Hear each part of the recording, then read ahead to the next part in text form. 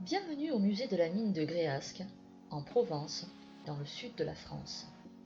Situé au cœur d'un triangle entre Aix-en-Provence, Aubagne et Marseille, le musée offre de très belles vues sur la Sainte-Victoire, tout en restant proche du centre-village et de ses commerces. La forêt des Œuvres n'est pas bien loin non plus. Ces sentiers balisés vous laisseront profiter du calme de la nature et découvrir des vestiges miniers du XIXe siècle, préservés dans leur écrin de verdure. Car le passé de la commune n'est pas oublié ici. Le musée de la mine est situé sur le puits Élie-Doissel, le dernier puits de Gréasque.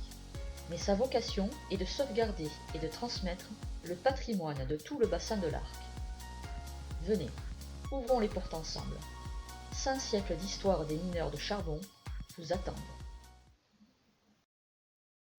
Commençons par l'histoire de notre puits, le puits Élie-Doissel.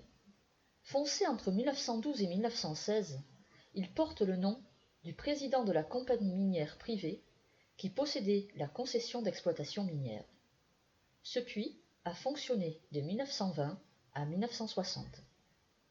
La maquette principale montre les bâtiments les plus importants d'autrefois, dont une partie a disparu aujourd'hui.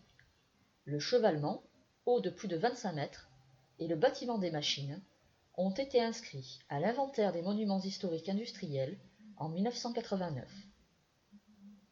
Ces petites maquettes illustrent les méthodes de travail des mineurs, et surtout leur évolution du pic au couloir oscillant, jusqu'aux engins qui servaient au transport comme au creusement, à Gréasque, et encore plus à Gardanne, sur le dernier puits provençal fermé en 2003, le puits Yvon-Moranda. Cette évolution technique est visible dès le carreau, l'espace extérieur, le parc du musée si vous voulez. Profitons de notre passage sur le carreau pour rejoindre la salle des machines, la salle du moteur des ascenseurs, des cages comme on les nommait.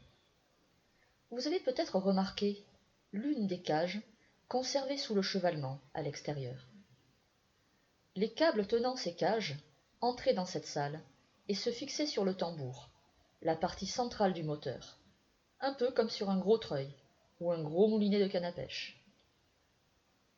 L'homme dans la cabine était le machiniste principal, en charge de la conduite, du déplacement des cages. Son assistant et lui travaillaient dans un bruit intense. Un bruit intense mêlant moteur et sonnerie de communication. La salle que nous venons de parcourir a été remise en état avant l'ouverture du musée, il y a 20 ans. Le matériel présenté est celui utilisé sur ce puits dans les années 50. Le carrelage lui-même est encore de cette époque. Mais continuons notre visite et passons à l'étage.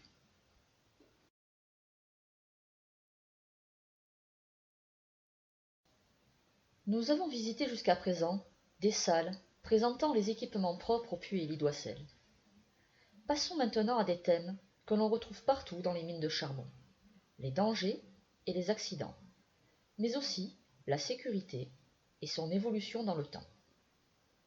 Les dangers étaient avant tout naturels, effondrement, grisou, monoxyde de carbone, inondations.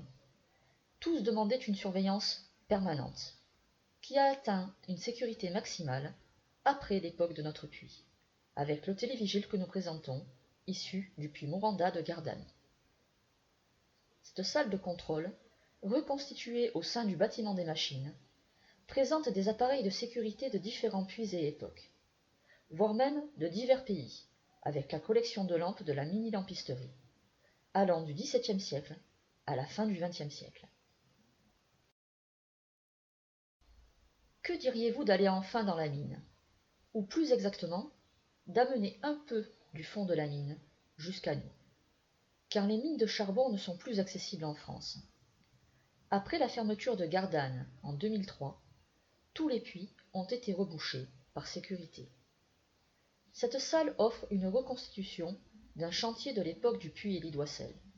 On passe ainsi du pic utilisé en 1920 au perforateur et au marteau-piqueur des années 1930-1940, aux outils plus récents encore, d'après-Seconde Guerre mondiale, comme le gros perforateur Atlas au fond de la salle.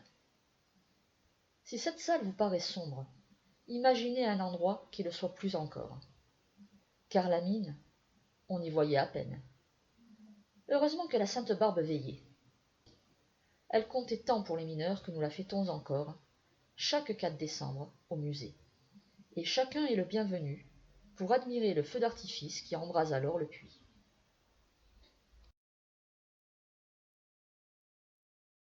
Ce petit aperçu de la mine ne vous suffit pas? Allons un peu plus loin. Voyons un peu plus l'évolution technique des engins utilisés au fond des mines. Couloirs roulants, mineurs continus, scouts, TGV. Voici quelques-uns des outils modernes qui ont révolutionné le travail au fond. Vous êtes prêts? Entrons maintenant dans notre galerie. Cette galerie est elle aussi une reconstitution en surface, mais elle permet une très bonne mise en situation, tant du fait du déplacement au milieu du matériel de soutènement dit marchand, que du bruit des machines. Cette zone est encore en développement. Elle se visite en général avec d'anciens mineurs qui partagent ainsi leur vécu. Elle proposera bientôt une véritable expérience sensorielle. Mais que serait la visite de notre musée sans une belle salle sur la géologie de notre territoire, sans explication sur la formation du charbon du bassin de l'Arc?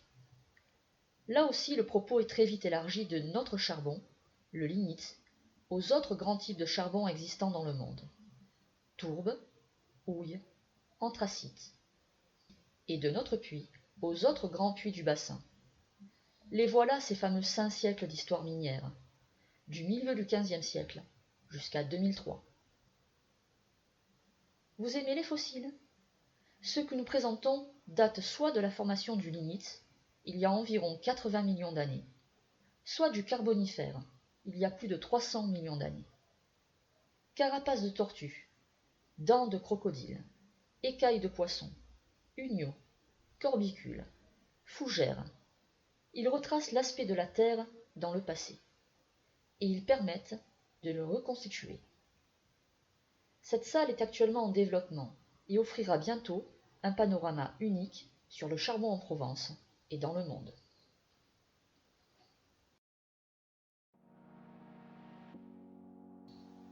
Notre visite se termine. J'espère qu'elle vous a plu. Elle n'aura duré que quelques minutes. La visite guidée dure habituellement 1h30, sans compter la salle de géologie qui se fait seule. La visite peut aussi se faire avec des audioguides ou des supports écrits. Ils sont tous disponibles en français, anglais, italien, espagnol et allemand. La visite libre dure en général 1 heure. Tous les publics sont bien sûr les bienvenus. La visite guidée peut se thématiser et s'accompagner d'ateliers pédagogiques. N'hésitez pas à vous renseigner et à réserver votre venue. Nous développons sans cesse de nouveaux espaces muséographiques. Vous pouvez suivre nos projets en vous abonnant à notre newsletter ou en nous suivant sur les réseaux sociaux. À bientôt!